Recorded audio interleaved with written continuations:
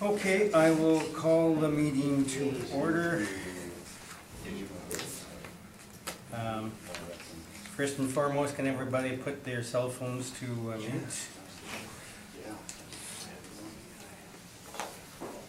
I'd like to begin by acknowledging that we are in Treaty 1 territory in the traditional homeland of the Métis Nation.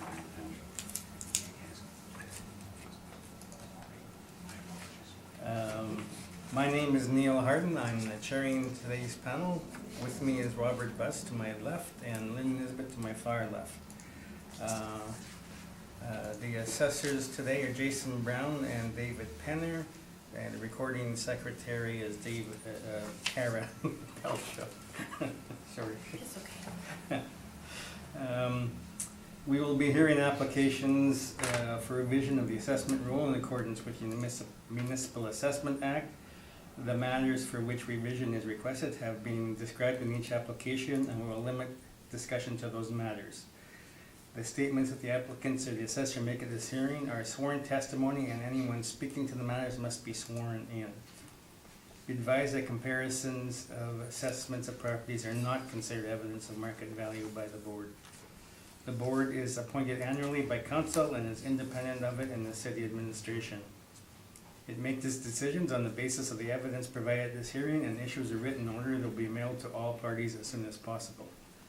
Please note that the board's decisions with respect to an application may be appealed to the Manitoba Municipal Board if the matter pertains to assessed value or classification, or to the Court of Queen's Bench if the matter pertains to the application of exemptions from taxation. Should you wish to appeal, information on how to do so will be included with the board's order. With respect to the hearing process, I will confirm the matters to be addressed with each applicant following the swearing in. We will then have the assessor's testimony followed by questions the applicant may have, and the applicant's testimony followed by questions. Each side will have an opportunity to summarize if they wish. Once all the evidence about an application has been brought forward, the applicant may leave. The process will repeat for each item on the docket today.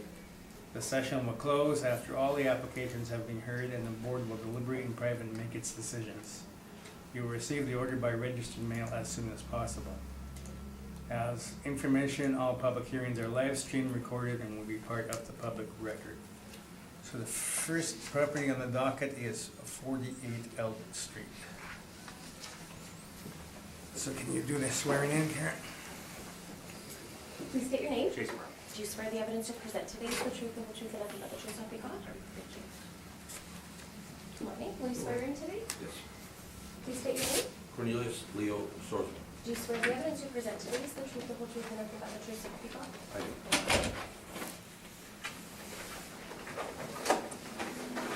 All right.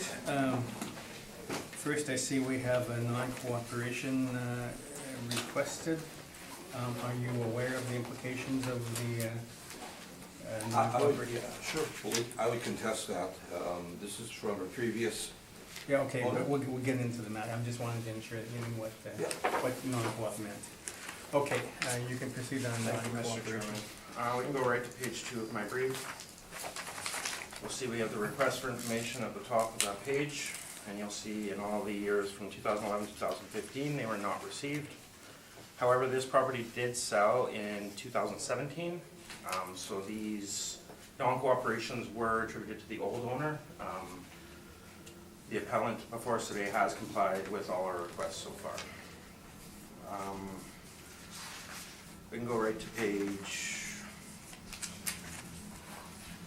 12. No, 10.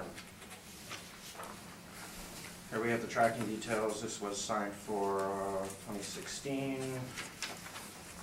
Page 12, we have the envelope address to the mailing address for the previous owner.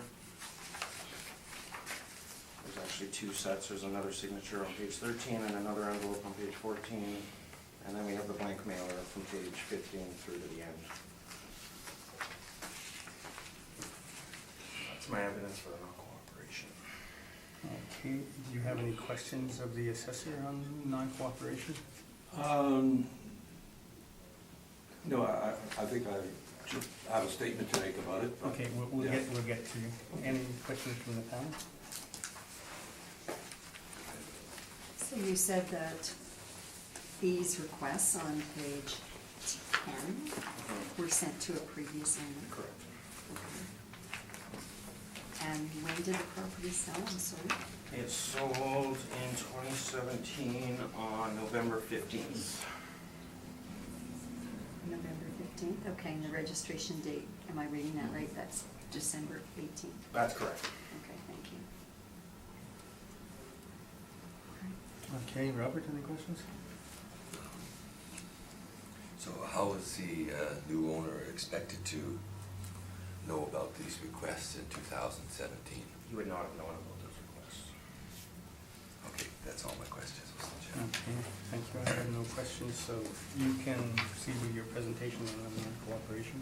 Okay, if you read the statute, it clearly states that if the applicant, meaning me, has been in any way non-cooperative, these penalties and measures can be taken. The person that did not comply is not me, because he is not the applicant and he's not here. So this procedure is limited strictly as a measure against a current applicant. And I have done everything in my power to comply, so there should be no onus on me to present first or any other such measure taken, because after all, I am the current applicant and I've done nothing wrong.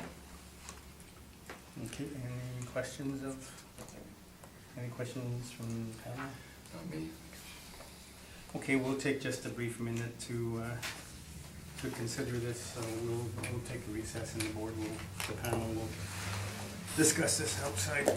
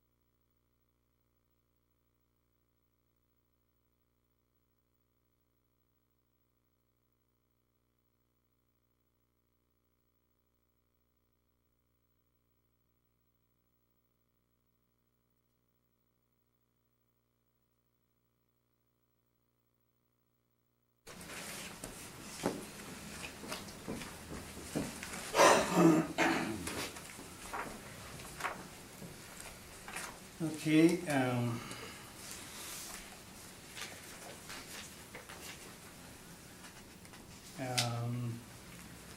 the panel has considered the evidence presented, and we will deny the request for non-cooperation. Section 16.2 makes it clear that it's a person that's in non-compliance, and that person is not in this room. So we will proceed with the value again. Okay, I'm going to start off. I have a recommendation. Okay. Thank you. Thank you.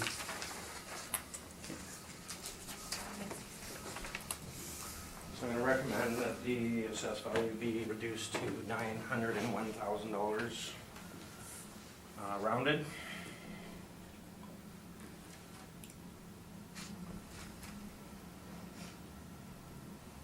Okay, can you briefly lead us through what has changed? We adjusted the income and the expenses to how the property is currently operating. There's no VLTs and no beverage income. Okay, and how do you feel about the, It's a compromise, but I'll accept it. you'll accept it? Yeah. Okay. Fair enough. Okay, then we need to proceed no further. Thank you very much for your time, gentlemen. Thank you.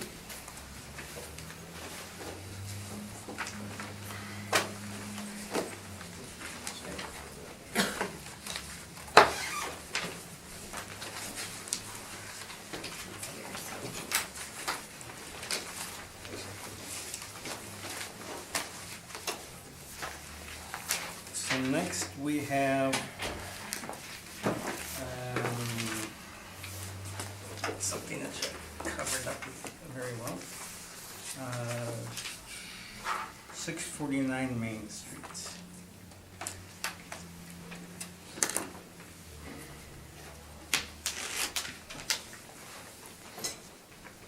Will you swear in this morning? In the Bible? Please state your name. And do you swear the evidence you'll present today is the truth, the whole truth, and nothing but the truth to help you God? Thank you. You need to swear, Mr. Penny. Oh, yeah, sorry. Swear or Oh. Please state your name. David Thomas George Penner. Do you swear the evidence you'll present today is the truth, the whole truth, and nothing but the truth to help you God? Yes, I do. Thank you. Okay, now I note we have another non-co-op requested on this property, so you can proceed, Mr. Penner, on the non-co-op. Thank you, Mr. Chairman. So the property roll number is 1308095800, 649 Main Street. The roll year is 2019 and the value of the roll is $801,000. With regard to the request for deferral, we sent out requests for information and did not receive any submission for 2015, which is the reference year that we would use here, being April 1st, 16. We would need the full year of 2015. With regard to evidence of the non-compliance, we can go through my brief to page 9. There is the letter sent out, the tracking on page 10, and the mailer that was sent out is on pages 11 through 14. This is the document, or pardon me, the mailer that you see there is the last one that we received, which is 2014. So nothing was received for 2015, despite our requests that went out. We didn't receive any information back, therefore we are obligated to seek a deferral penalty in this case. Thank you. Do you have questions of the assessor on this? I just I made a submission when I came here to the city.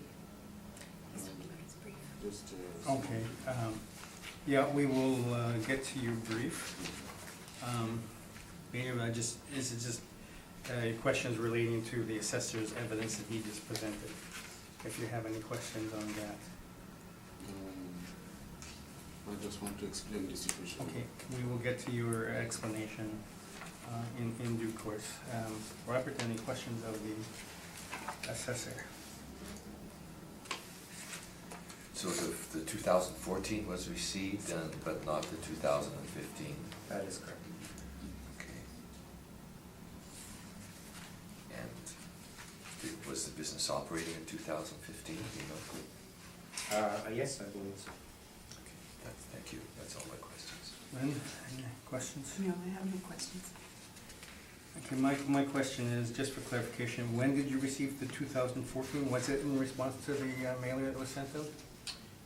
The 2014 was received in May of 2015. The 2015 info requested would have gone out in June of 16. Okay. So this was a year, the 2014 was a year previous then? That is correct. Okay, no more questions on my part. So you can give your presentation on the non-cooperation. Not on the valuation itself.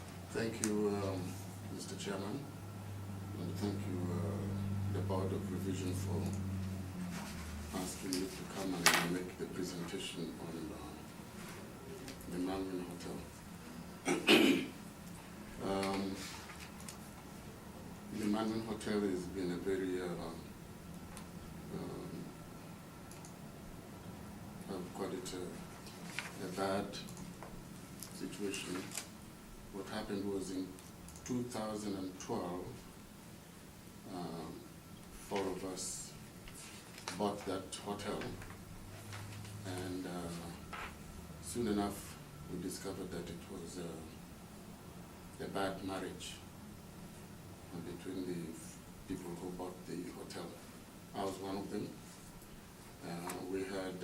3 other people who participated in the purchase. And then what happened was the partners did not get along. So a lot of things like the ones you're presenting to me, I did not even know about it. I didn't know anything about the 2014, 2015. So in 2016, because of the bad marriage that took place in 2012, there was a serious legal issue that took place in this enterprise. The other, and I'll be upfront with you, the other 3 individuals were involved in things which were not allowed by the city of Winnipeg. So the police were involved and so on, but nothing came out of it. So in 2000, for your own information, in 2016, the Court of Queen Bench decided that the property is put for sale if the individuals were not getting along. So what I did, because I was the one who brought the previous 3 partners into the purchase of the sale, I told them to leave the building and that I would bring in new partners. So 2016, the partnership changed.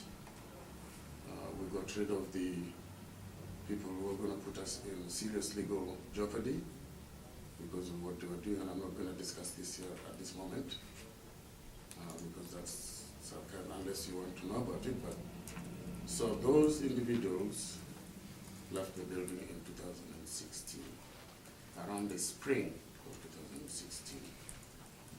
So the person who was involved in the day-to-day running of the place, I noticed signed one of the documents that the secretary showed me. I did not know anything about it. And that was, his name was Ivan Lam. So what happened was, when the changeover took place, I took most of the day-to-day running of the hotel up to now. But I'll tell you what was going on. When the property was bought in 2012, 649 was an empty building, 651 was an empty building, 653 was an empty building. All the operations were in 655. And in there was the rooms operating, and the bar, and the beer store. Those were the 3 operational items in the building. The other parts of the building had been shut down by the previous owners before 2012. One of the gentlemen was called Mike. So my complaint is to the city is the taxes are very, very high. When you assess the value like this now, the taxes jump so high up, and then we can't even maintain that building. Actually, if I didn't put all the effort, the business would have shut down by now. It's really tough to operate it without the city being considerate.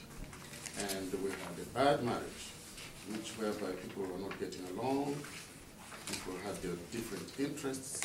I think we should have been careful to assess who should have actually come into the enterprise before 2012.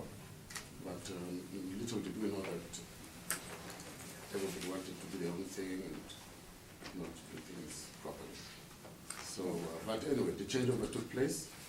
But to focus on what we actually need today is the business is not making any money. Okay, we're just not on evaluation as yet, we're just on whether we should grant a non-cooperation to the city or not. When you say a non-cooperation, what does that mean? Okay, there's penalties under the Act if the owner of a property doesn't provide the requested financial information to the city. Mm-hmm. What that means is then if we were to grant that, then you would have the burden of proof as to what the value of the building was instead of the city, so you would go first. But most importantly, there'd be a 1-year deferral of any reduction that this board would order, should there be any. And what that would mean, since this is a 2019 appeal, is in effect, there would be no effect of the board order if we were to reduce the value. So since it's to be deferred until next, for 1 year, and then next year we will have a new valuation in its entirety, so there'd be no effect, and then it kind of render today's proceedings moot. Okay, so basically you're telling me you need more information from me, is that what it is? Well, we're not, I mean, your presentation is your presentation, we're just saying, we're only dealing with the non-cooperation aspect, Okay. which you've talked about the partnership changing and that sort of thing. Mhm. So I just, if there's anything further you'd like to add on that point. Basically, all I want you to help me with the city to help me is to keep the business open by keeping the value still, Okay, you know. And then also I want you to look at the neighborhood, that area, so the business is not doing very well because a lot of people in that neighborhood are very poor. There is no regular income, they depend on assistance from the government. A lot of them actually want to just, like in the bar, there's no point even for me to keep the bar open. They come and hang out, use the water, use the electricity, and they don't contribute to the benefit of the business. Okay, now we're getting into the valuation now, so. It really is. The only benefit, the only income for that place, which is keeping it alive, is the rooms. Yeah, okay. Because the rooms are paid for by the government. All right, so on the non-cooperation, now you're saying that if I can summarize properly, you're saying that the partnership changed, the previous managing partners did not inform you, and hence the new partnership as to the request for financial information. Absolutely, but I'm willing to cooperate. If there's anything more you need, I can go to the accountant and see what was Okay. in 2015, 2014. But I was very surprised when the lady here, the secretary, showed me a document signed by Ivan Lam. He was the person doing the day-to-day running, and I didn't know anything about it. I mean, how can... So that's why the marriage broke down in 2015 and 2016. I bought those guys out. Okay. And I want you to be reasonable and help me out so that I can keep the door open. Yeah. Mr. Pennard, do you have any questions of the appellant? Yes. So in 2012, the numbered company 6444530 Manitoba Limited purchased this property, and 6444530 Manitoba Limited is still the owner. Yes, absolutely. Yes. So it's just the shareholders have The, changed. yeah, the shareholders changed.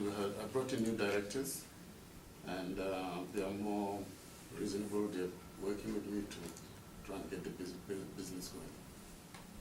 So what I'm getting at is the ownership of the property hasn't changed hands, just the makeup of the group that makes up this company. Yeah, exactly. The directors changed. Okay. No further questions. Okay, Mr. Buss, any questions of the appellant? Yes, Ivan Lam, who signed the document in May 2015, is he still with you? No.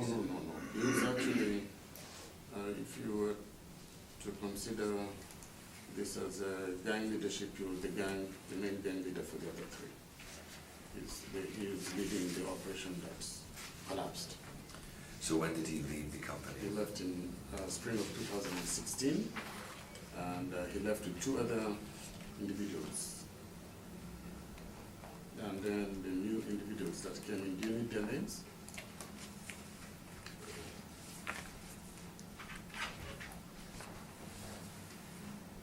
There's 3 others came in, 3 others, to replace the other 3 that left. But I was there right from the beginning, 2012. So the request for information was sent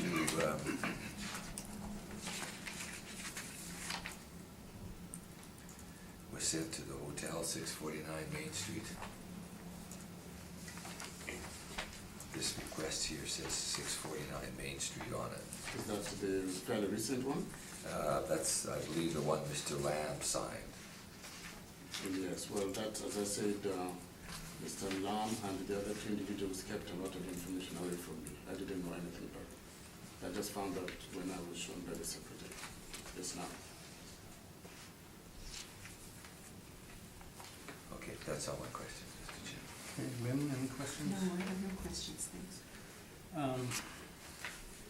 So when the new shareholders took over, what sort of financial information did you inherit from the previous shareholders? All I seen was the accountant's report for 2015. It's just like income, profit, report. Okay. And so I take it then you didn't see the request for information from the city? No, I didn't see that.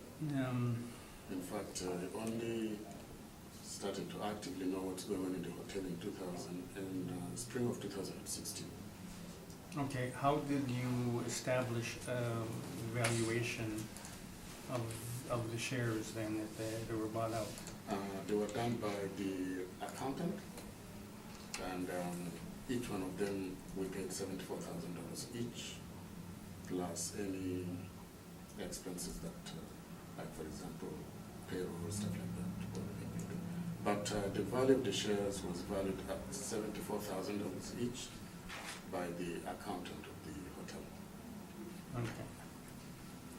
And then, so we paid them $210,000 to get away from the business, and that was paid by the incoming shareholders. Each share was valued at $74,000. Okay. All right, I don't have any more questions, so I guess we will again adjourn briefly and discuss the non-cooperation and give a ruling on that. All I need to say is that if the business was going well, I wouldn't be complaining. We're trying to get it more strongly on its feet. Hopefully that's with the new shareholders. So I'll be able to report to you next year. Okay, thank you.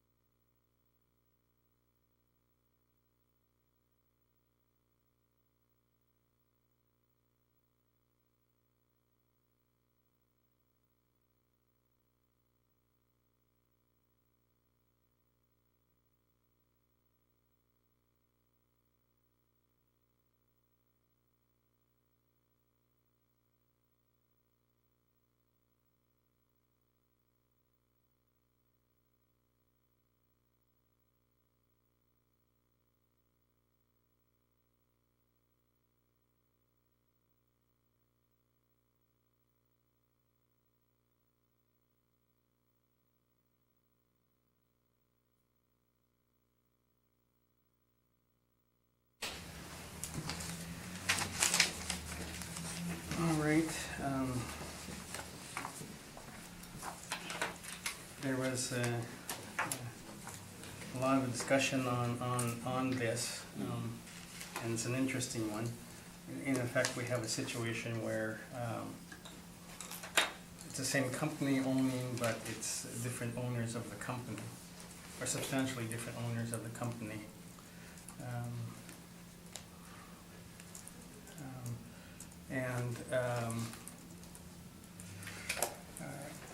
Given that section 16.2 of the Act says where a person receives a written request, it clearly refers to a person, not a company.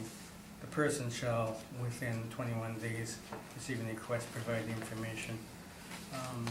We think that the change of ownership of the numbered company was enough to say that we should not grant the non-cooperation in this situation. Had the ownership of the company not changed, we would have been inclined to grant it, but given that there is substantially different ownership, we will deny the non-cooperation.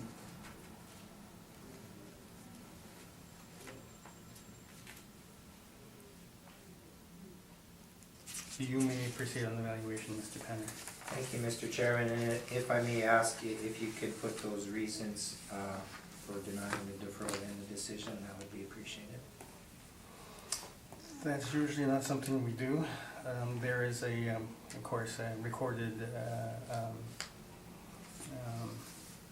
recording of this thing, so we will stick with that as per our normal practice. Thank you, Mr. Chairman. Okay, the request for information under 16.1 is not meant to punish the owner, rather it's meant to facilitate the preparation of the roll.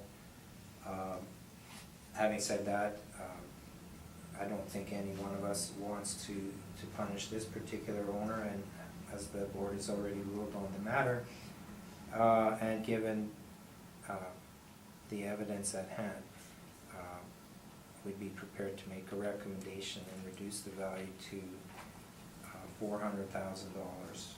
And this is roughly based on what the owner stated as the shareholders, each share was worth $75,000, that would be $300,000 plus certain expenses and costs.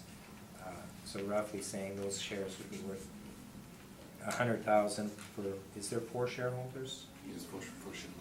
So $100,000 for each shareholder times 4 would give us a value of $400,000.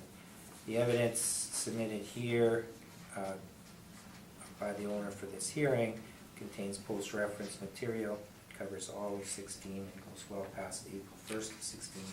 So I can't really refer to that. I'll take the owner's word that the business is struggling, but they're attempting to make it right. So on that basis, I'd be prepared to recommend a reduction to $400,000.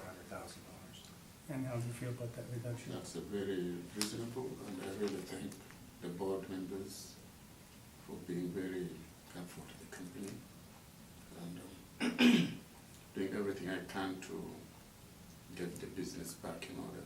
I'm sure you'll be, I'll give you an update next year.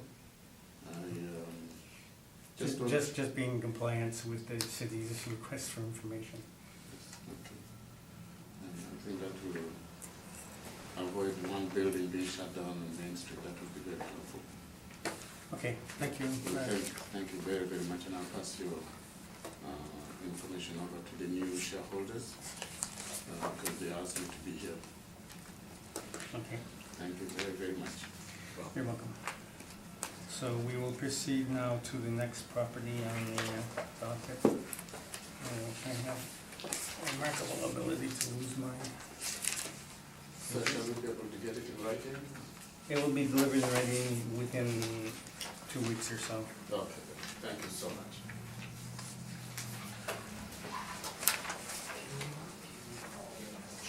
We'll discuss the business and financial information, so that we can catch up the information, and then if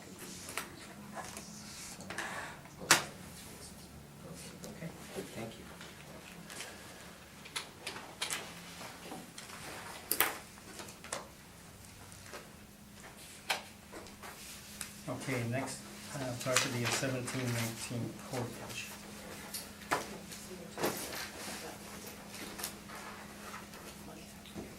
Please state your name. So Bradford Scott Boardroom. Do you swear the evidence you present today is the truth and whole truth, nothing but the truth, nothing but? Yes, I do. Thank you.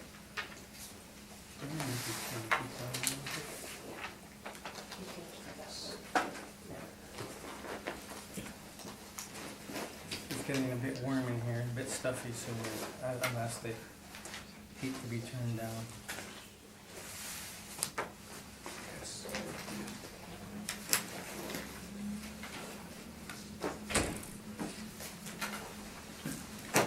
Okay, 1719 Portage, so can you? I might just have a moment to organize my Oh, office. okay. Thank you. All right. It's good to be organized.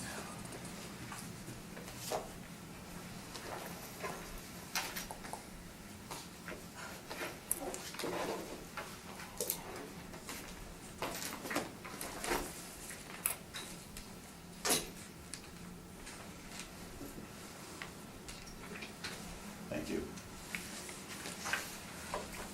Okay, you can proceed with the doc and the roll number and et cetera. Thank you, Mr. Chairman.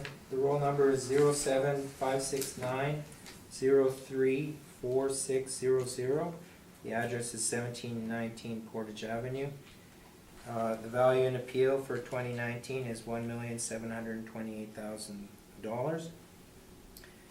If we just turn to page 2 of my brief and look at my notes there, this is a hotel property, the St. James Hotel, which suffered a fire in May of 2017 and suffered serious damage. The 2017 assessment was reduced to reflect that damage, as was the 2018 assessment. It was reduced from $1,935,000 to $1,728,000 for 2018 to reflect the fire damage.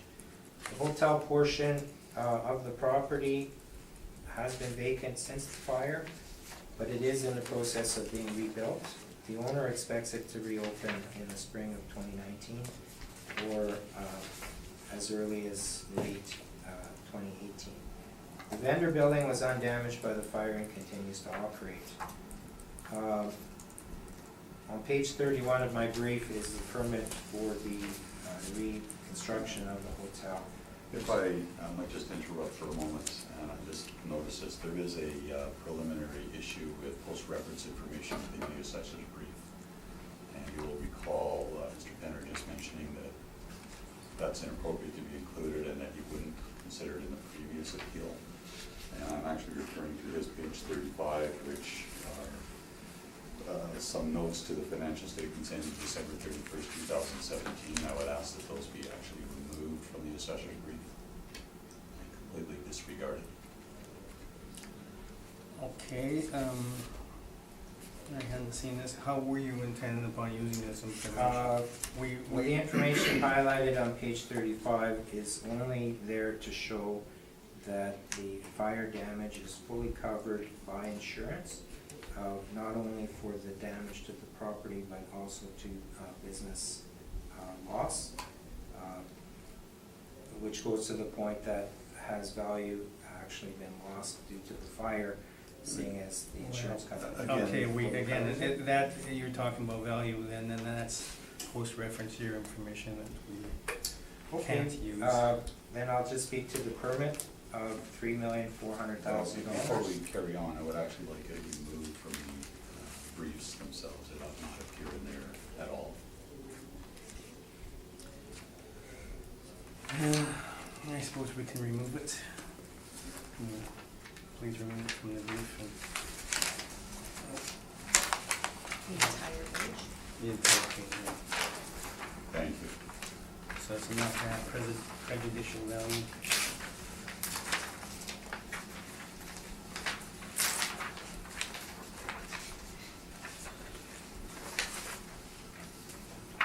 Okay, you can proceed now on valuation.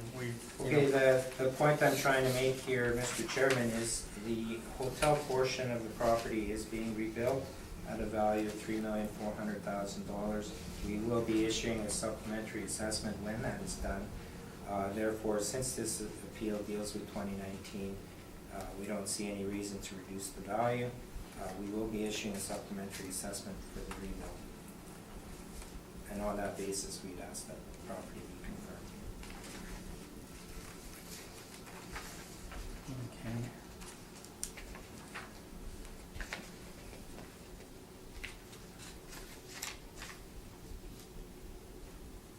Any questions of the assessor?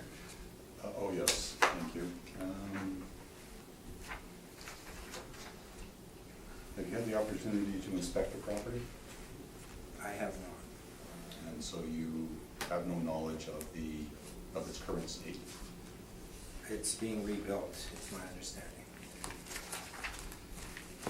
You'd agree with me that the hotel structure itself is not able to be occupied for any purpose at the present time? Correct, I would agree with you. And you agree with me that in terms of its present physical condition, with reference to the assessment year of 2019, the property will continue to be unoccupiable for a period of time until such time as it reopens, is granted occupancy permits, etc.? Correct. The date of completion of the renos is not known at this point, and when that happens, we will supplement the assessment to reflect that state of affairs. And the owner is entitled to have his property assessed at its value reflecting its present, at its value as of the reference date of April 1st of 16, with reference to its physical condition as of 2019, correct? That's correct, and as we don't know what it will look like on January 1st of 19, it necessitates us doing a supplementary assessment when that is done. And that's a natural process. But until the sup is issued, they're entitled to have it valued at market value, correct? That is correct. Now, as I look through your information here, and leaving aside the post-reference cost information on the property, I don't find anywhere in here where there is an indication of value based on its present physical condition. Can you point that out to me?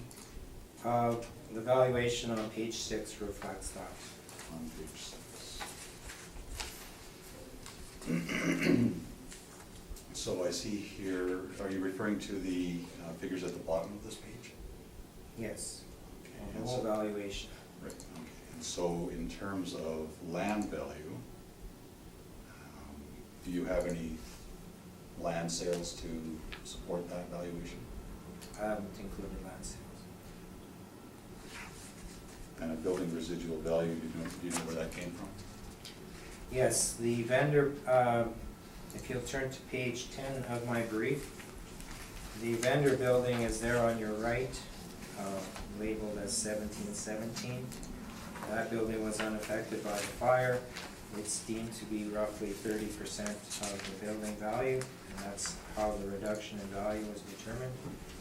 So we essentially wrote off 70% of the building value, maintained the land value, and reduced the value on that basis. And in the circumstances where there is a vendor, or what was at one time a hotel vendor in operation, and the hotel no longer exists, would it be a reasonable assumption that the income generated by that vendor would decrease in the absence of a hotel? Not in my opinion. The vendor sales are based pretty much on the location there, right on Portage, easy access from Portage, high traffic area. I would anticipate the vendor sales In to your- remain consistent. In your experience, do vendors, does a significant portion of the vendor income rely on local traffic departing the hotel beverage lounge, for example? I couldn't say. Don't know. I couldn't say. And so you have nothing in here with respect to land valuation and do you have any support for the building residual estimate? The workup is based on the 2015 information provided. Based on that, we came up with $1,935,000 for the hotel, fully operating. We made adjustment for the fire. We subsequently learned that there's no loss from business due to insurance coverage, but we still went ahead and reduced the value. We think it's fair. We think it should be maintained until the supplementary assessment is issued.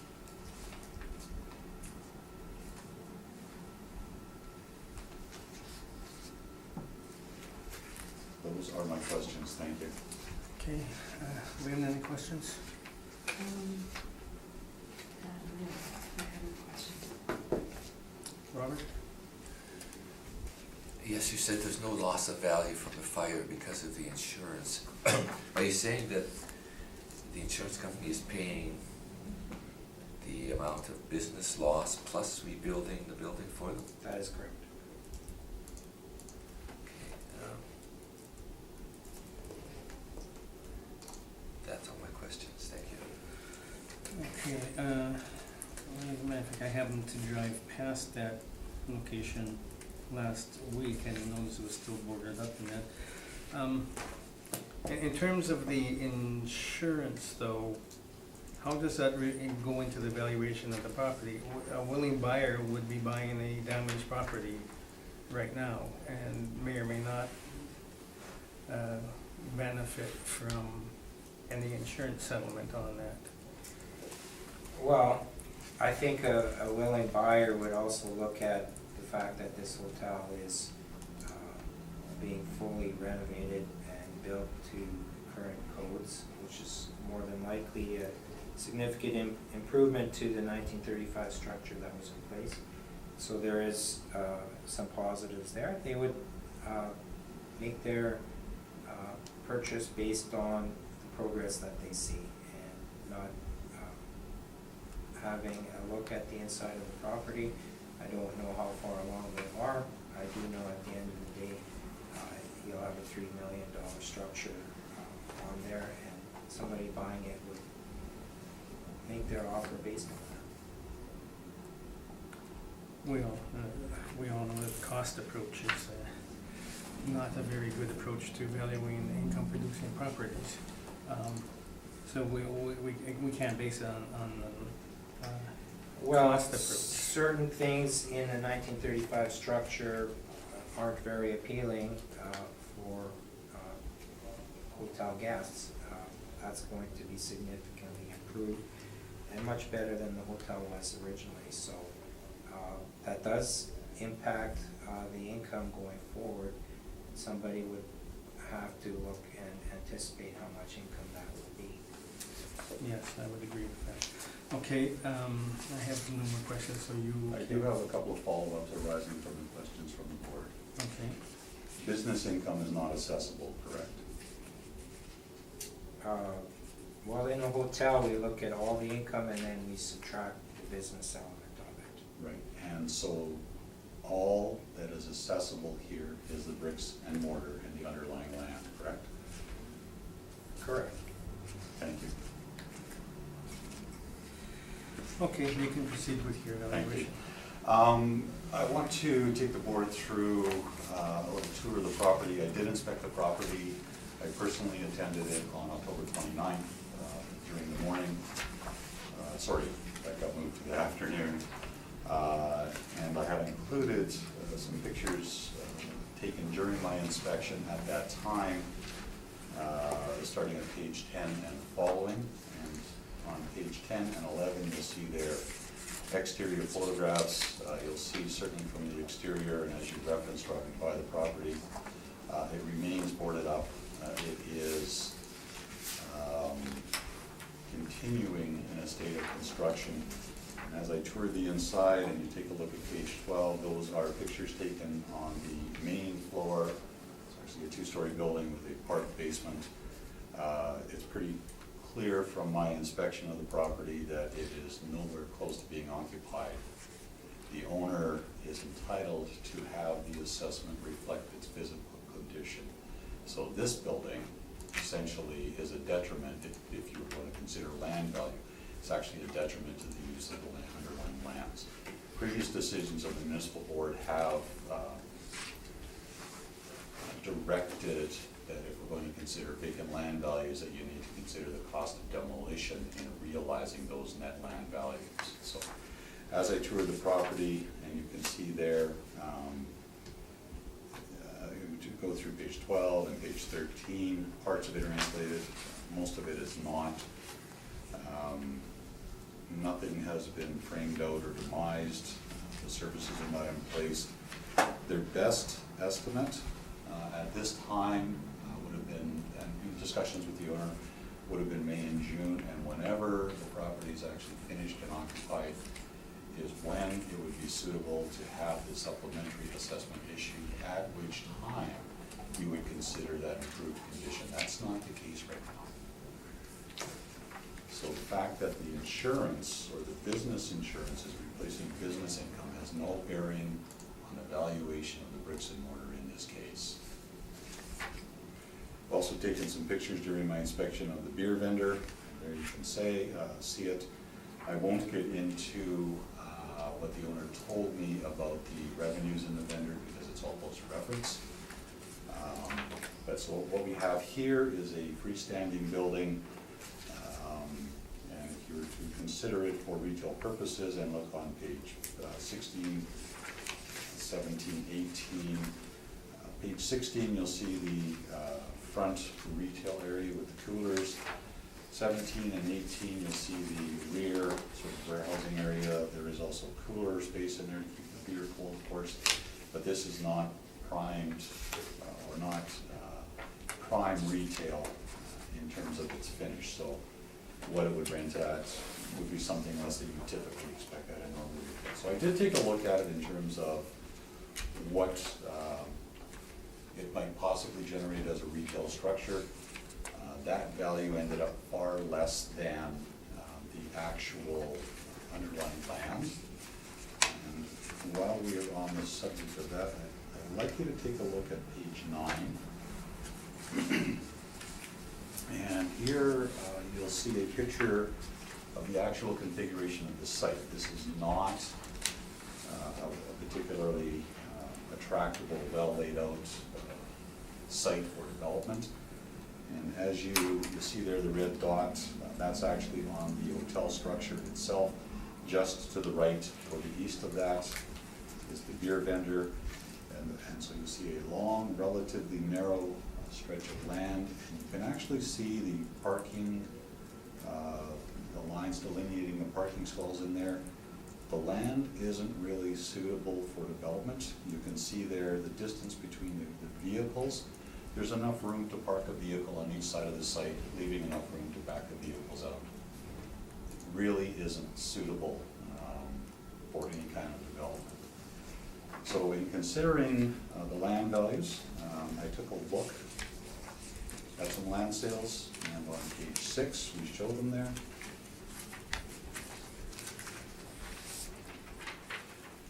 In particular, the first one was a 2011 sale at $28.12 a square foot. That particular property, and if you look back on page 9, if you go just across the street on Queen Street there, facing on Portage Avenue, that's the site. It doesn't show the entire site.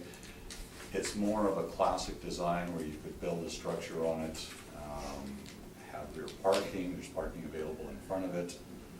That's a more conforming site that you could put development on, and that was at $28.12 a square foot. There's a number of sales in here. I've selected on Portage Avenue. I've also included some sales on Pembina and Main Street. They all have commercial zoning, and you'll see there a range of sale prices. Given the inferior site configuration and given the relatively small frontage or retail exposure on Portage Avenue, I've estimated that the land, the indicated value of the land is not more than $30 a square foot. Certainly the first sale at 1721 Portage Avenue is an older sale, and in 5 years I would acknowledge acknowledge that its value would likely increase, but it is, in my view, a superior sale.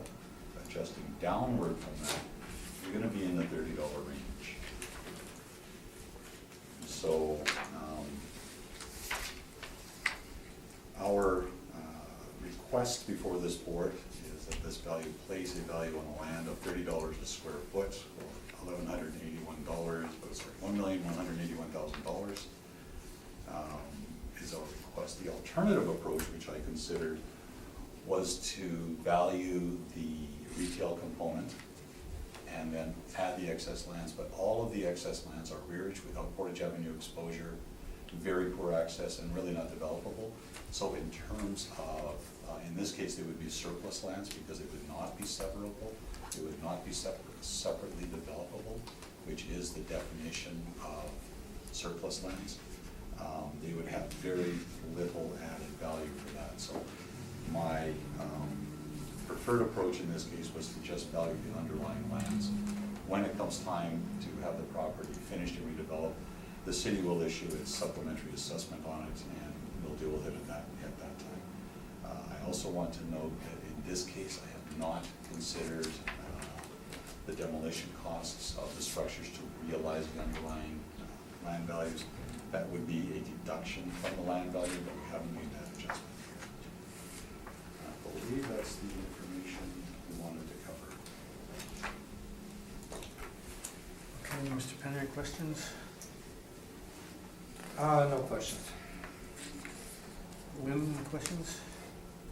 Okay, I'm just looking at your comparison approach for vacant land. Yep. Using $30 a square foot, which gets you to that $1,181,000. Yes. So in that, and that's what you're requesting this board reduce the assessment to of the property. Yes. So that doesn't take into consideration the vendor at all. Is that what you're asking? You're quite correct, and perhaps I went a little quickly.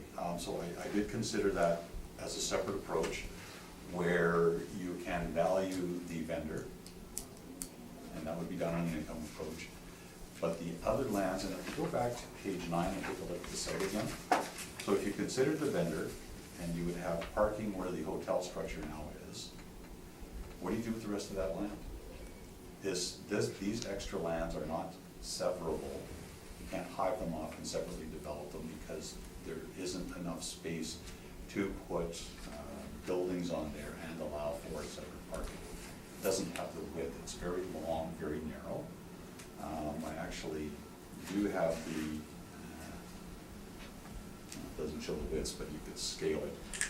You can certainly see from here the vehicles and the parking stalls and how close they are together. And so, that approach would require you to value by an income approach the freestanding vendor, and then attribute some value to the rearage lands. These land comparisons would not be comparable at that point. But that notwithstanding, Yeah. notwithstanding the shape of the property, and I appreciate it, that there might be some, you would call it surplus, even though it isn't, or it is unusable in your view Let me just, to be developed, but let me the just- vendor is still generating income. is still in operation, but if you're gonna consider the income approach on the vendor, then that's the methodology that you have to apply. I just wanna, and I went a little quickly, so I'm gonna be very clear in my explanation here. In appraisal theory, there are two different ways to account for, or two different ways to identify when there are, or when there is a land area greater than is needed for the servicing of a particular structure. One would be to consider the additional lands as excess lands. That requires, by definition, that those lands be able to be severed, sold separately, and separately developed. Surplus lands, by definition, are those lands which would not be severable or separately developable. And by definition, surplus lands may add value, they may add no value, or they may actually detract from value. In this particular case, the rearage,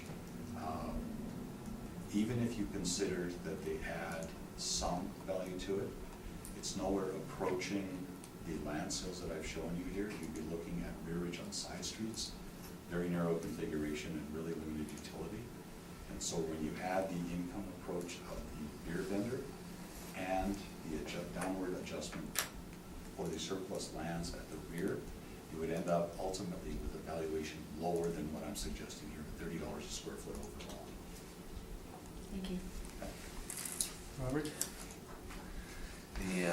The sale at 1721 Portage, I missed, it's across Queen Street? Yeah, it's on the same side of Portage Avenue on the north side and on the west side of Queen Street rather than the east side. So we're If I might- seeing on your map there on page If I might 9, approach just seeing a bit of A it. bit of it, yeah. That's the old gas station site. Yeah, and it still remains vacant.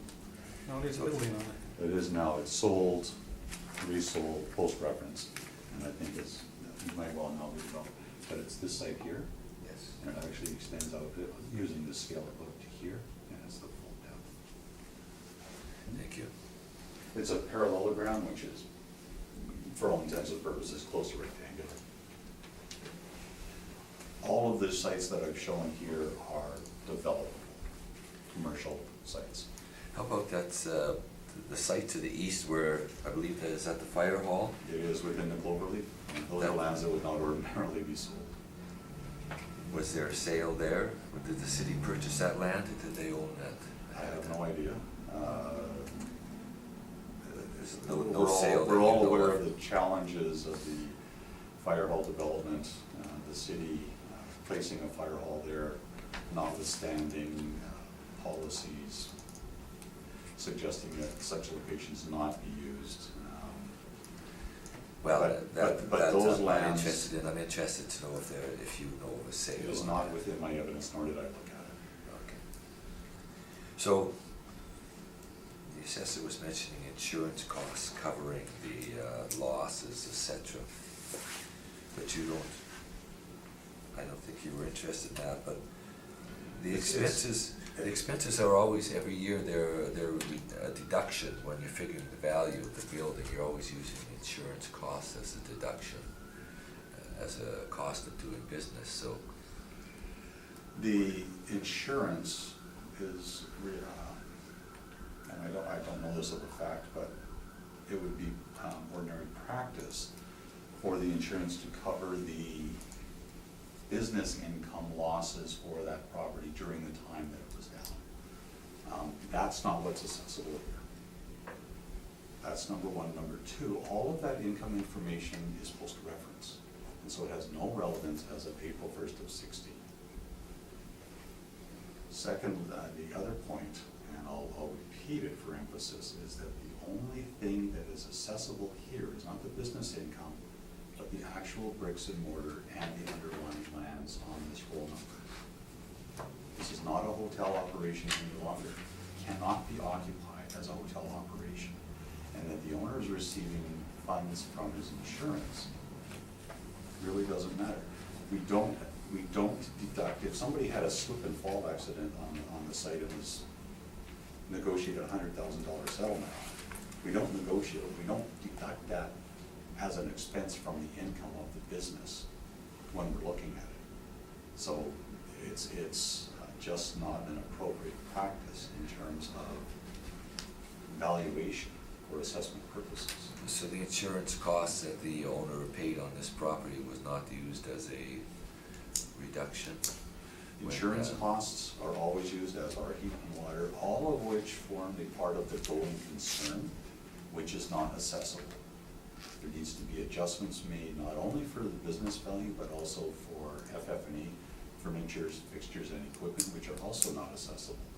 Only the bricks and mortar and the underlying lands.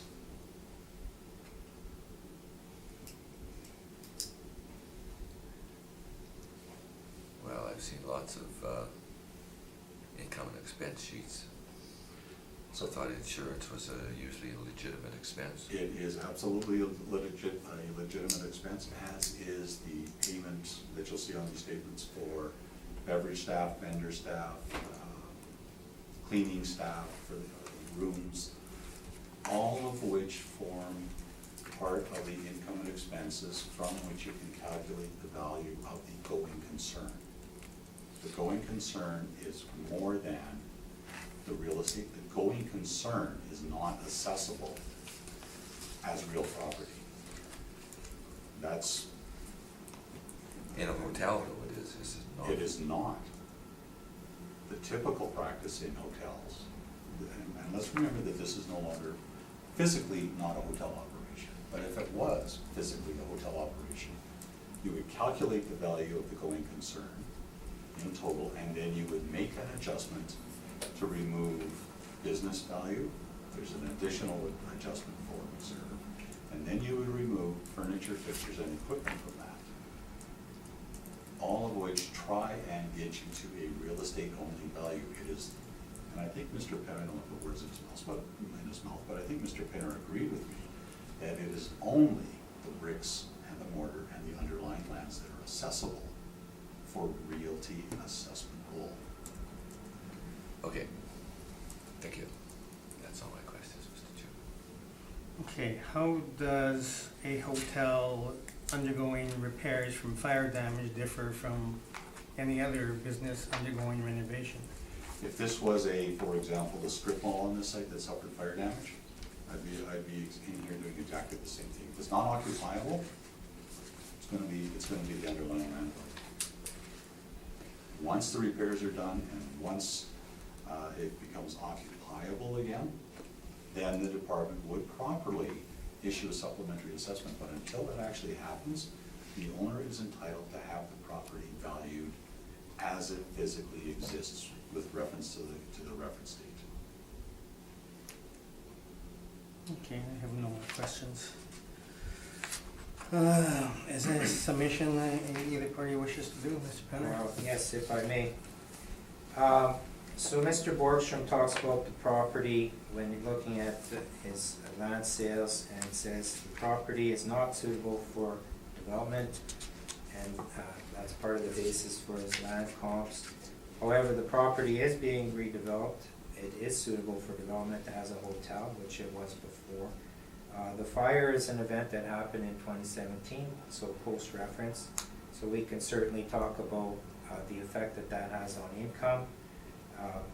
There won't be a loss in income from the bricks and mortar because that's covered by insurance. And furthermore, if we go back to the reference date information, the vendor is actually making about $260,000, and if you cap that out, there's approximately $2 million in value just from the vendor alone. So to say that it should be valued any other way than an income approach is misleading in my opinion. We've already adjusted the valuation for the fire, which we feel is adequate. As I stated before, we'll be doing a supplementary once the hotel is rebuilt. But in the meantime, the income is intact. Fortunately, there is insurance, and we think it should be confirmed until the supplementary is done. Thank you. Okay, Mr. Bergstrom, submission?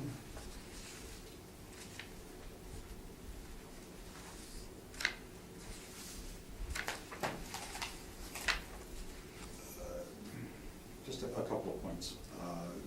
Mr. Penner suggested that I stated that the site wasn't suitable for development. What I actually said was that the rearage isn't suitable for development. It doesn't have a configuration that would accommodate structures and parking. I have considered the front area, and that's exactly what the valuation is based on. His reference, interestingly, to the sales within the vendor, again, talks about business value. We don't value a McDonald's restaurant based on the sales of the restaurant within the bricks and mortar. It's a separate thing. And so when Mr. Penner talks about the income generated by the vendor, it has nothing to do with the value of the bricks and mortar that business is operating in. It's mixing apples and oranges. If I may, Mr. Chairman, hotel valuation is indeed based on the income that the hotel property generates, and then we have. Okay, we're not getting into the debate here, so. It's his turn for summation. I think that the issues are pretty clear, and I'll leave it with the board. Thank you. Okay, thank you. All right, let's take a 15-minute break before we're getting on to the two airport properties. In an hour and a half since we started.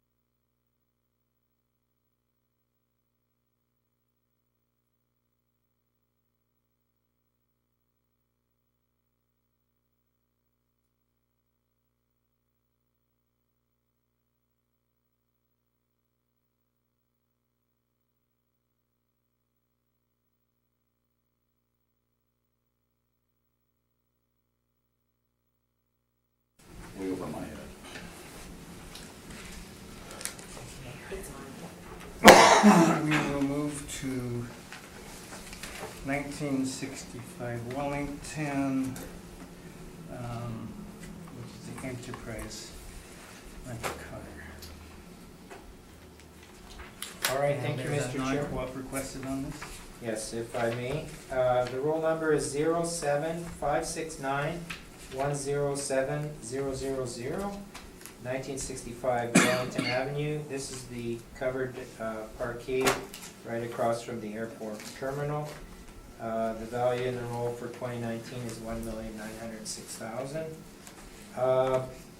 We are requesting a penalty under 53.3B and 54.3.2 of the MAA for non-compliance.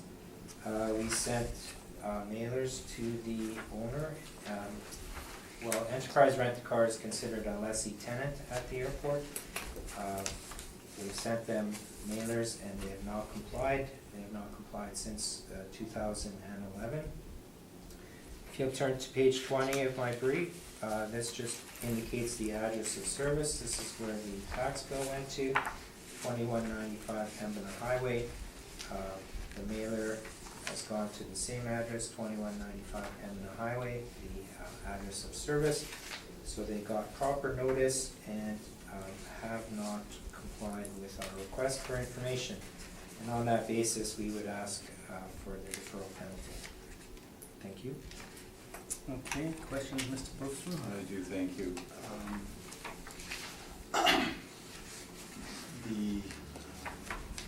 If I understand your materials correctly, the basis of your request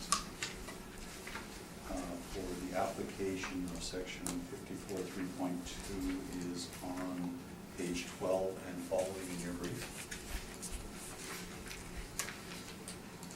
Yes, that is the mailer that went out and was not compliant. Now, I see here at the top, there's a date here of April 8, 2016. Correct. Can you tell me if this is an actual copy of the letter that was sent out, or is it a form that is populated and then generated for these appeals? This is the actual, it's a copy of the actual letter. So it's a photocopy or a scan of the actual letter? I really couldn't say.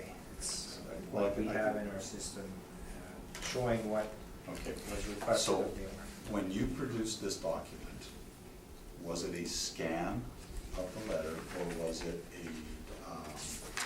a merged document that was populated, that the fields were populated in? I requested from Data Services that they provide me a copy of the letter that went out.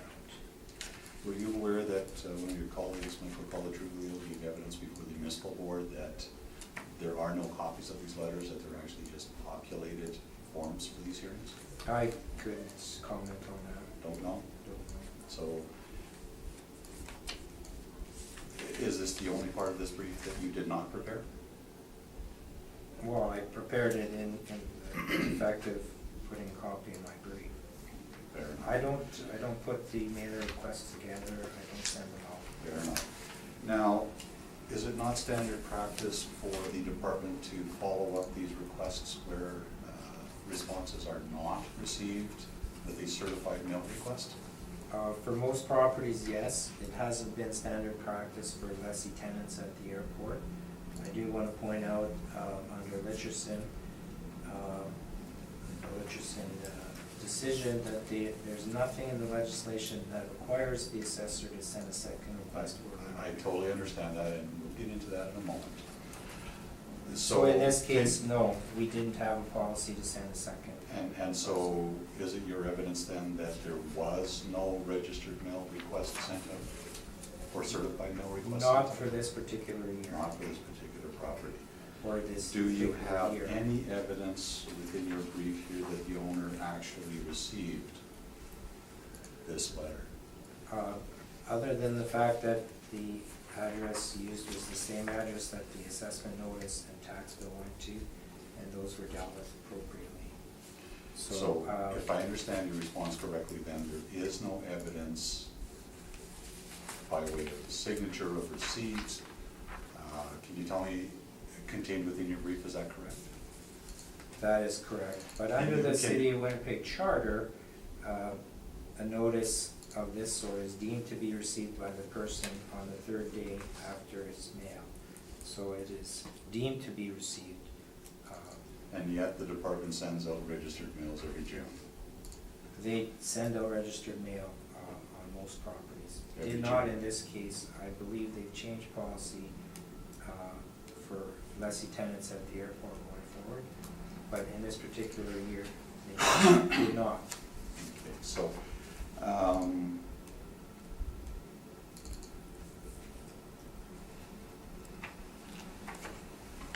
I notice in here, that you have information about, on your page 2, about the, rental information of the property, correct? That's information provided to us by the Winnipeg Airport Authority. So you have the information. I have this information, I don't have the information requested on the mailer. Can you tell me if the department followed up with a phone call? I can't tell you what follow-up was done. What I would say is, we sent out a notice and did not receive a response, and that is enough for a request for it. Those are my questions, thank you. Okay, Bob, any questions of the? So the enterprise rent-a-car, Yes, they're responsible for have control of the entire parkade? of this space, under this lease.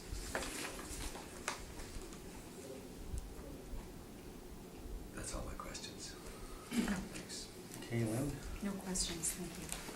Okay, well, why the policy of no follow-up at the airport? I don't know. I know that policy has changed, but at that point in time, a mailer, there was not a second request sent. I can't Okay. really speak to departmental policy. All right, you can proceed, Mr. Boardroom. I do have one other question of the assessor arising from an answer that he gave to a question from Mr. Bust now. Mr. Bust asked you if this tenant controlled the entire parkade, and I didn't hear actually a direct answer to that. You said that they occupied this space. Is it true that they do not control the entire parkade? That's absolutely true. Thank you. Just So wanted to we clarify. had presumed that. And so did I just wanted to ensure it was on the record. Now, ordinarily, I would take this opportunity and I would go through our brief with respect to non-compliance requests, but in this particular case, the city has not provided any evidence of service with respect to this particular company. And it has been, to my knowledge, the consistent practice of this board to deny those requests in these circumstances. Now, I'm happy to go through this brief again, but in the absence of any evidence of receipt of the owner, the board may wish to simply discuss the matter amongst themselves prior to. Well, you sink or swim, This, so you decide what to present. fair enough, this might take some time.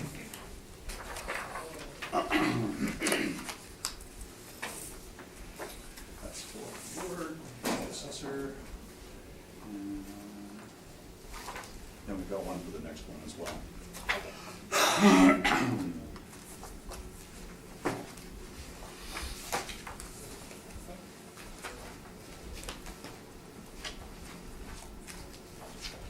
Now, I know certainly some of the panel has seen this brief before, but I don't know if all of you have, and I don't know if it's been explained in terms of the circumstances of this case.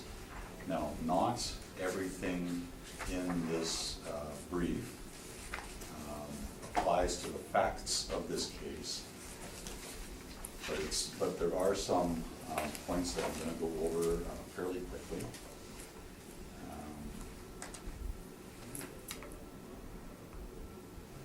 And if we turn to page 2, and this is by way of introduction. We'll just look at number 3.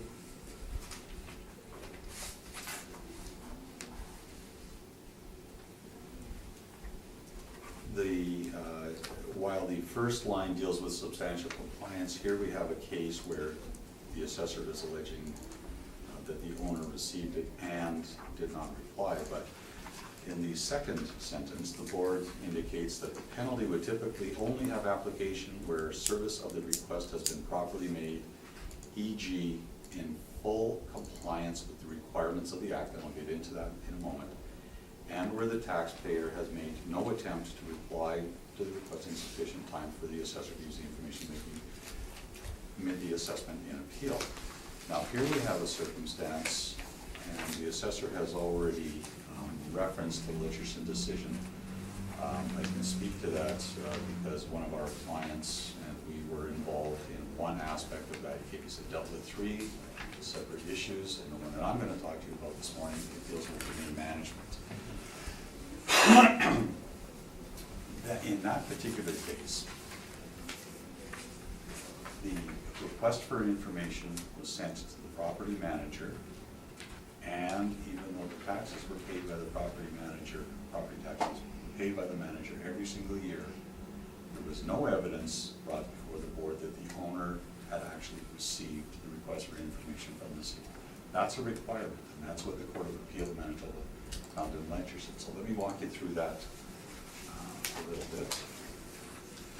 So if we turn to, now there are numberings in different places, but in this particular case, I'm going to refer to the numbers at the bottom center. And so if we can turn to page 44, let me just start at the beginning rather. So if we turn to page 29, just for identification to begin with. This is the Litcherson decision that Mr. Penner has referred to. And this is the entire Litcherson decision. And so as we look at page 44, this falls within the Renee management portion of it. That was the one with our client, with the property manager. There's no request. So if we look at page number 44 at the bottom, and we look at paragraph number 40, and you see those in the left-hand column. In the third line, I apologize that the highlighting actually didn't print out on here. You'll see there that the court describes a little bit of the background, and then they have a commentary about it. Sussex Realty was neither the owner, user, nor occupier of the property. It may be entirely appropriate that the request be sent to an agent of the owner, whether it be real estate agent, lawyer, or trust company. And here they go on to say if the assessor elects to send it to somebody else other than that, then the assessor bears the burden of establishing that the request has been brought to the attention of the owner. The court then goes on to say that this can be done in any number of ways. A confirmation in writing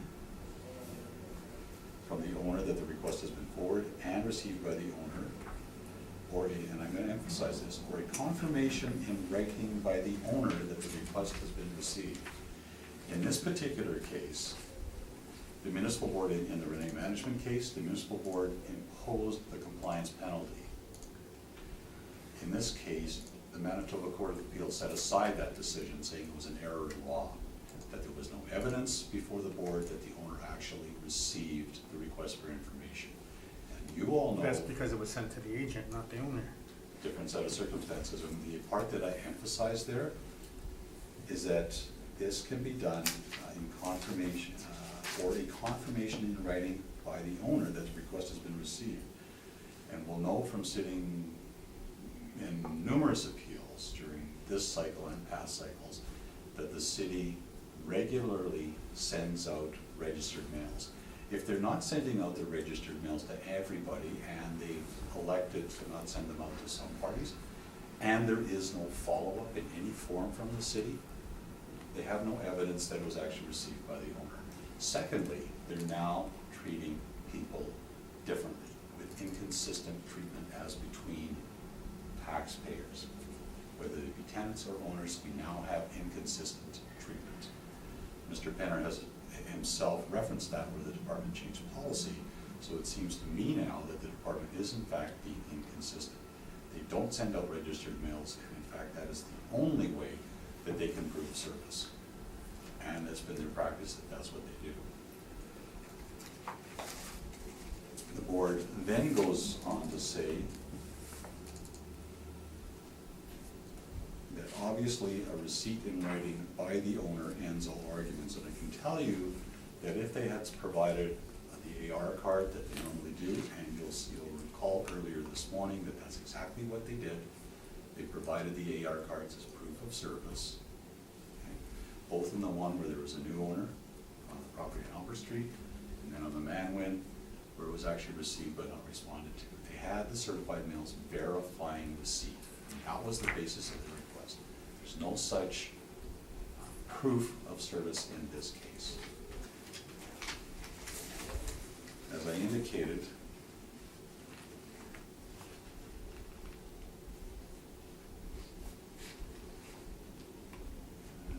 bear with me while I find this one section.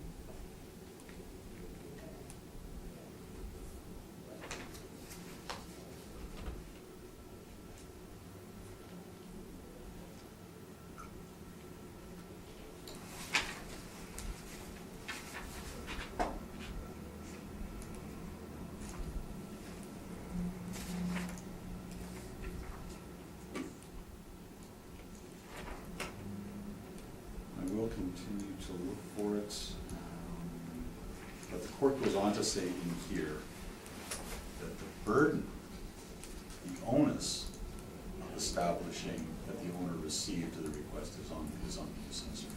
That is very clearly stated out in the decision in the rename management component of this case. The board,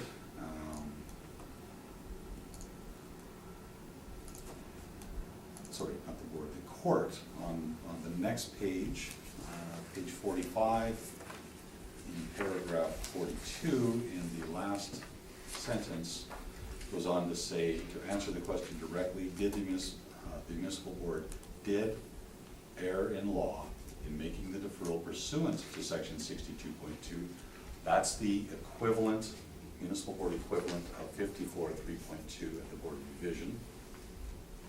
Since the request for information was sent to the agent of the owner who fails to either deliver the request to the owner or otherwise bring the request to the owner's attention. The owner, in this particular case, there's no evidence before this board that we can rely on that the owner actually received no AR card. If the city is now saying that they are treating people inconsistently, differently from each other, you can't enforce it in that case. The simple way to do it would be to send out the certified mail for these people as well as the others. I can't speak to where the property tax bills. I can tell you that the party that I deal with for this is actually located on Waverly Street. I don't know about a Pembina address. So. Just on that note, the address has changed subsequent to this, but this was the address and service at this time. Yeah, and whether there was a delay in changing, I don't know.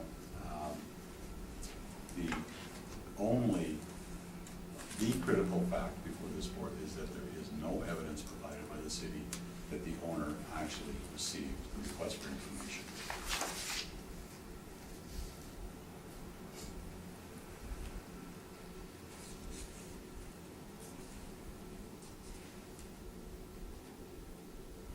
Okay, is that your presentation? Thank you. Any questions, Mr. Penner? No questions, but I would like an opportunity to summarize our argument. Okay, questions, Lynn? No questions. Questions, Mark? Okay, having just read the Lagerson decisions yesterday, for the umpteenth time, the one significant passage too is that the courts have ruled that fairness is not a consideration once the city has determined has proven that there was non-compliance. That's, and that might well have been the ruling, but the city hasn't proven non-compliance here. There is no evidence before this board that the owner received the request. Okay. On that, can you you mentioned the deemed receipt portion of the. It's under the City of Winnipeg Charter, section 117.2, which states, a copy of a notice, order, or document to be sent by mail to a person in compliance with the provision of this act. A, must be sent to a person's address, as that address is determined in accordance with the bylaw. In this case, it means the address of service, the same address that the assessment notice and tax bill is sent to. That's where it was sent. And part B of that section states, is deemed to be received by the person on the third day after it is mailed, all of which is true in this case. So the fact is, the mailer was sent to the address of service. It's deemed to be received under the City of Winnipeg Charter, and it was not compliant. Okay, so that, but the key here would be that applies to the City of Winnipeg Charter. And you're seeking to apply penalties on the Municipal Assessment Act. Well, Is there a similar provision under the Municipal Assessment Act? well, what the Municipal Assessment Act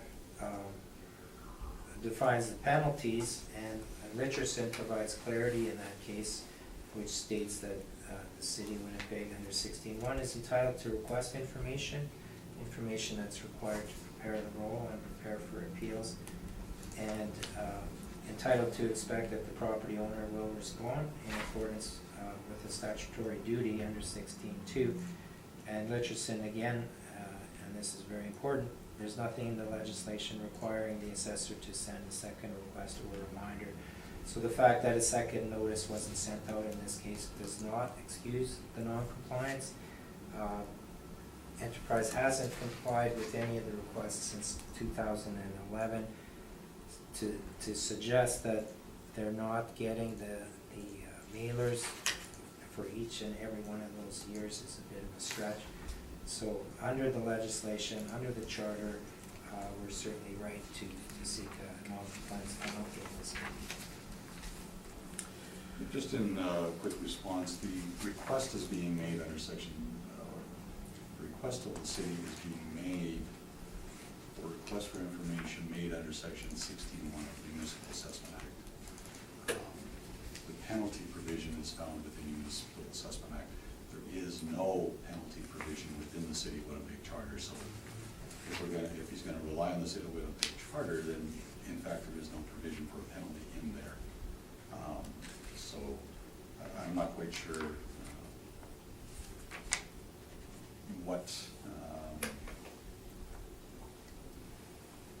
I'm not quite sure of the applicability of that particular section in this case. However, it is obvious from the information provided by Mr. Henry, the city does not have evidence or proof of service that the owner actually received the request. Okay, submission on The key part in all of this is that the INE was not received. It was mailed out and not received. So there was a failure to comply, and under the legislation, there is an obligation to impose a penalty in this case. And again, the whole purpose of the legislation is merely to facilitate the gathering of information so that we can prepare a roll.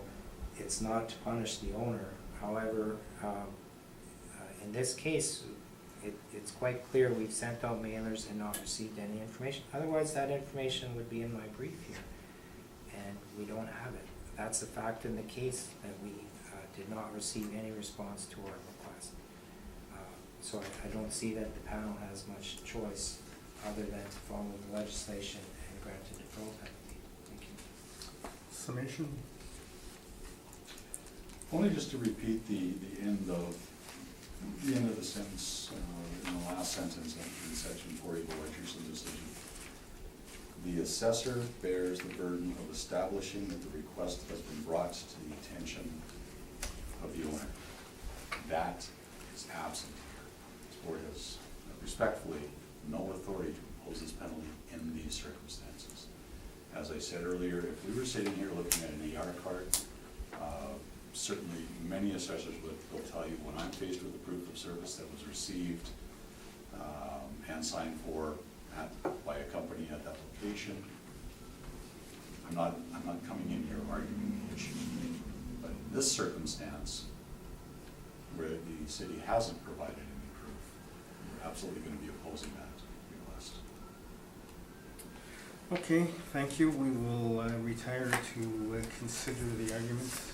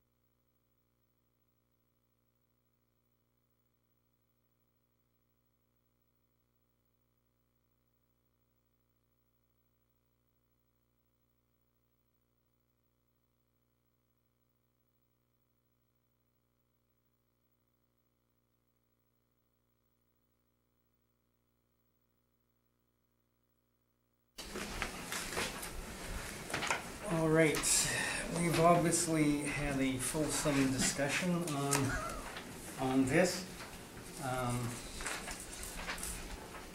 We do agree that section 117.2 of the charter does apply in this situation, and therefore, under Leitchison, once it's established that the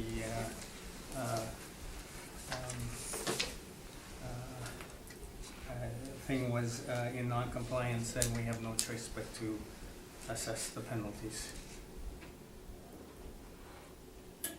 Do I glean from that you're imposing the penalty in this case?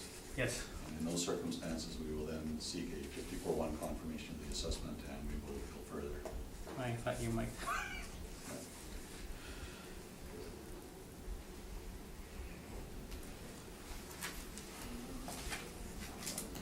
Okay.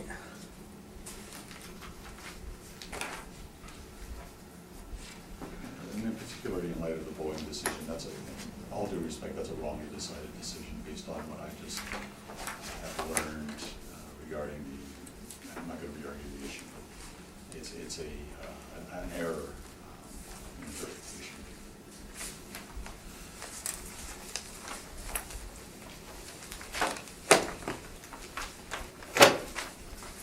All right, we will move on. No, I still be lost in the material I might have. There it is.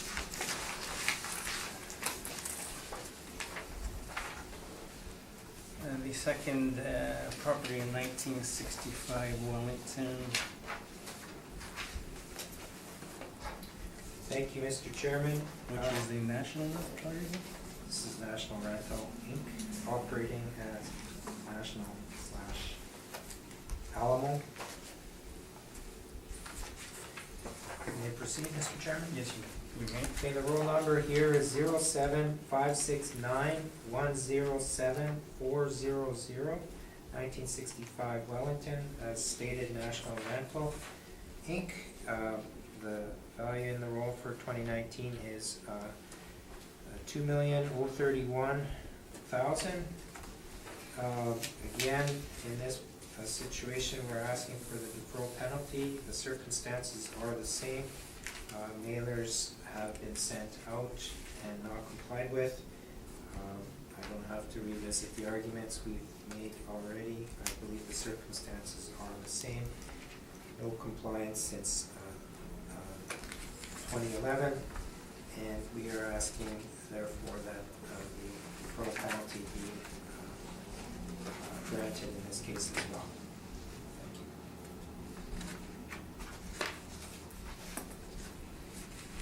you. Okay, Mr. Brookstrom. Well, as the facts for this one are identical to the facts of immediately preceding property, my assumption or presumption will be that the board will reach the same conclusion and again impose 54.3.2 in this circumstance as well. Unless there is some, we're seeking any evidence that would be different. We're not presenting anything further today on this issue. Okay. And do we need to confer then on a non-co-op? Okay, then we will deny the I agree with the non-co-op. And so we will again then seek a 54.1 confirmation. Okay. All right.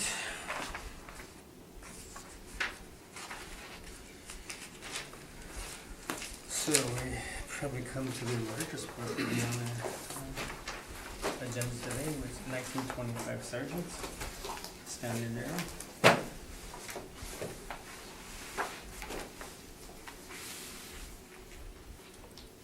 Wasn't this appeal in 2018?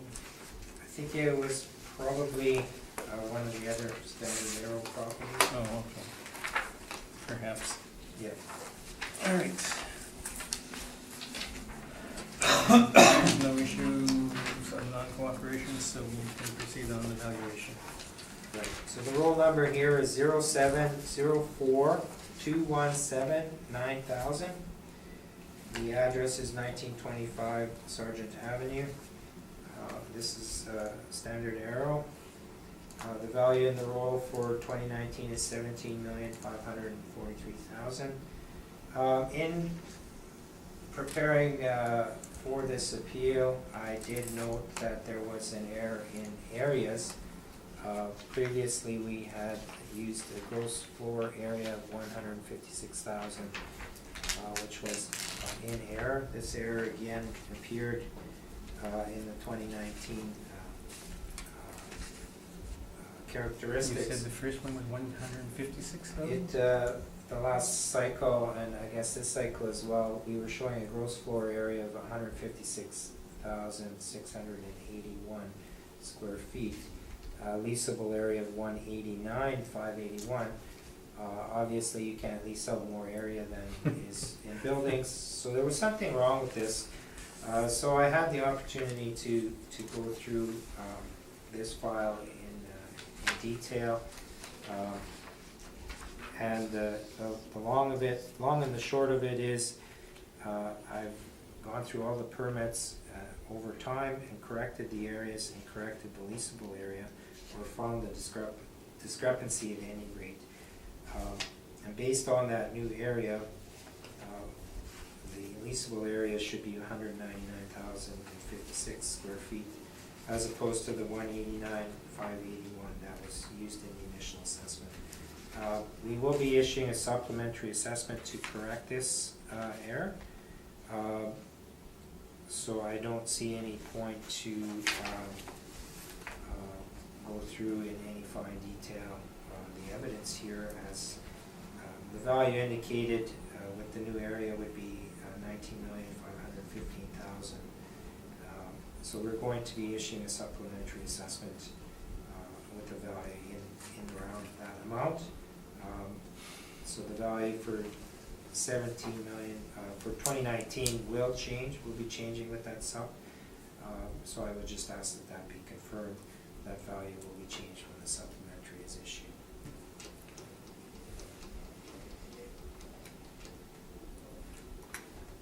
Okay, your, In this particular case, and before we get into it in a little more detail, the assessor on his, in his brief, has suggested that the difference is solely in the building area, but as we look at the evidence, we'll see here that the assessor, for whatever reason, has departed from the actual model rate applied to the building area, and so he has increased significantly the rate that he is suggesting is appropriate for this particular property. So he's departed from the model, so there is a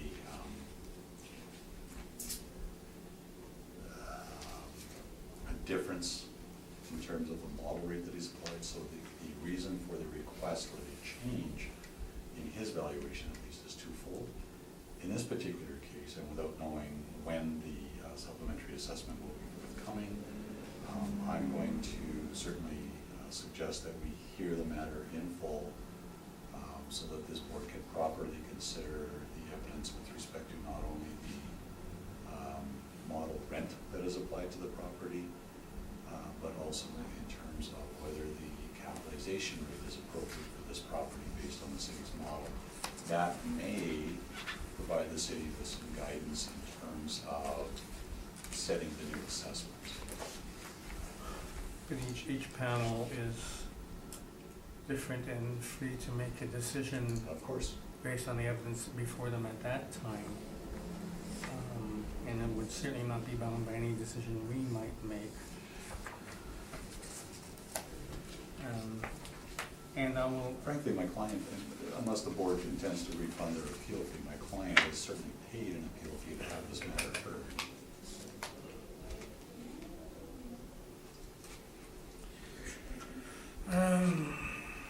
Do we know when this stuff's coming? Pardon me? Do we know when this stuff's coming? Well, the first I heard of it was today, this morning actually. Do you have any idea? Well, we can proceed with the sub, promptly. They've also been known to take until, if they're issuing us a 19 sub, we know that under the City of Winnipeg Charter, they can take until the end of 2020 to actually issue it, because they can go back to the current and one previous year, although 2020 would be a different matter because it's a reassessment. But they could wait until then to actually get it back to 2019. Right, I think the department is inclined to sub for 18 and 19, so the city would be moving forward on this quickly.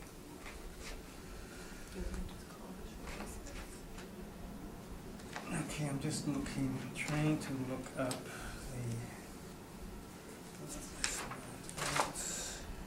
there was one Manitoba Municipal Board decision dealing with what happens to an original appeal when a sup is issued. And they basically said the sup. In this circumstance, though, no supplementary assessment Yeah, has been issued. yeah, that's the And difference. so the facts on the face of it are different.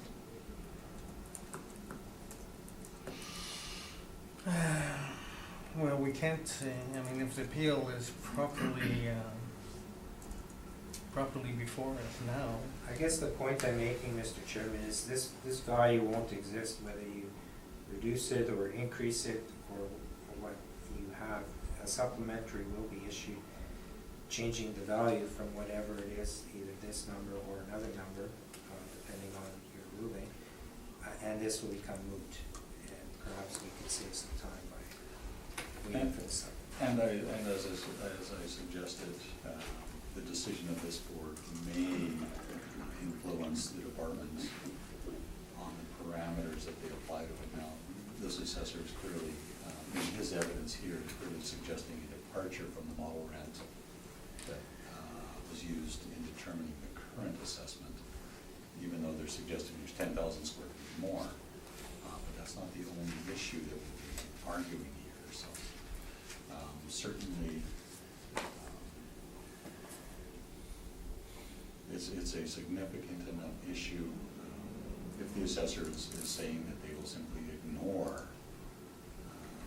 And I appreciate your comments about another board being not necessarily bound by the decision of this panel, but certainly the assessment department would be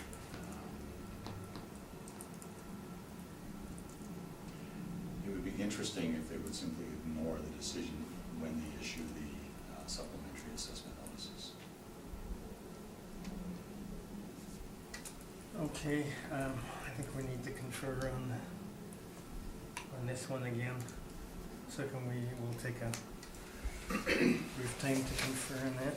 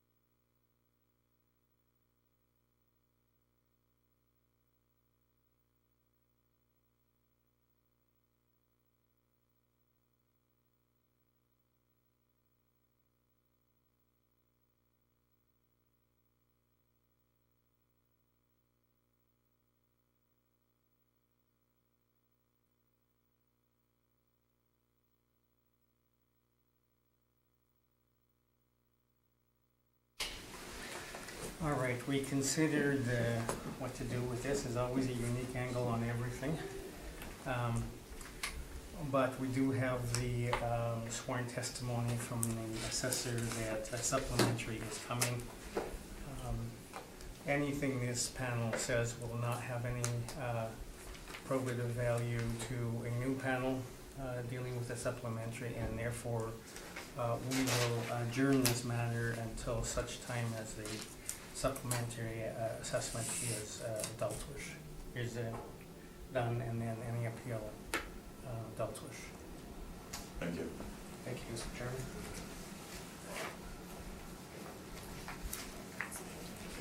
I will say further to that should the supplementary not be forthcoming in a